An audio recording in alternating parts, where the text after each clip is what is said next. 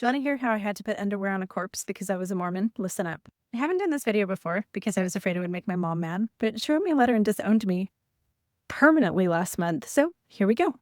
Mormons who've gone through the temple wear their garments and their temple clothing in their coffin when they die so that they are all dressed and ready to go through the veil when God resurrects their body. And until just a couple years ago, the Mormon female corpses had their temple veil completely covering their faces when they were buried. Because the temple underwear and clothing is sacred and secret, Mormons don't believe in letting the morticians dress the body. It's the responsibility of the Relief Society president, who's the women's ministry leader in the ward, if the deceased doesn't have another temple-worthy adult female that can dress the body. But if you do have temple-worthy adult females, then they're the ones who get to dress your corpse. Several years ago, my grandma died.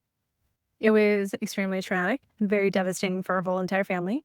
And a day or two before the funeral, my mom flies into town, drives to the Mormon clothing purchasing place. It's called the Church Distribution Center. Does that sound culty to you? The Distribution Center.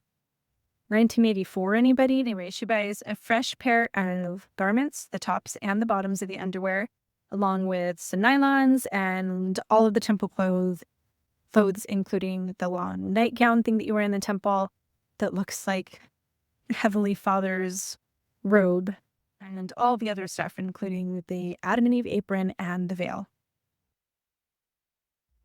So she gives me the address to the mortuary. I pick up the babysitter for my 5 kids. The mortuary guy in his suit and tie meets us and we discuss some things. And then he's like, all right, well, I'll let you guys have at it. And if you need me, because bodies tend to be super heavy, I'm right around the corner. Leads us into a room where my deceased grandmother is on this cold slab. So we lay out all of her holy underwear and clothes. And it was my job to get the underwear shirt on her.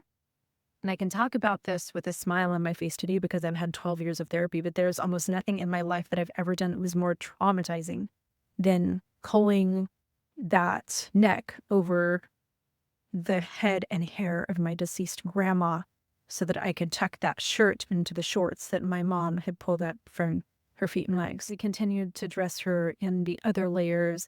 At one point, though, we did have to have the mortician come in because that is some heavy lifting that's very difficult to do. And mind you, none of this was done in silence. I remember there being some type of music playing in the background. I think they had some Mormon church songs being piped into this cold room, like How Great Thou Art or something. I was alternating screaming, sobbing, shouting, "Oh my God," and sitting down in a chair, putting my face in my hands and feeling like I was going to throw up. I still think it's sad that even in her death, my grandma was still property of the church and couldn't even be buried like in her favorite Sunday dress. She was clad head to toe, every inch of her body, in the uniform of the cult. For all of my family members who are going to watch this video and be pissed, good for you. I'm pissed at you for putting me through this bullshit. Bye-bye.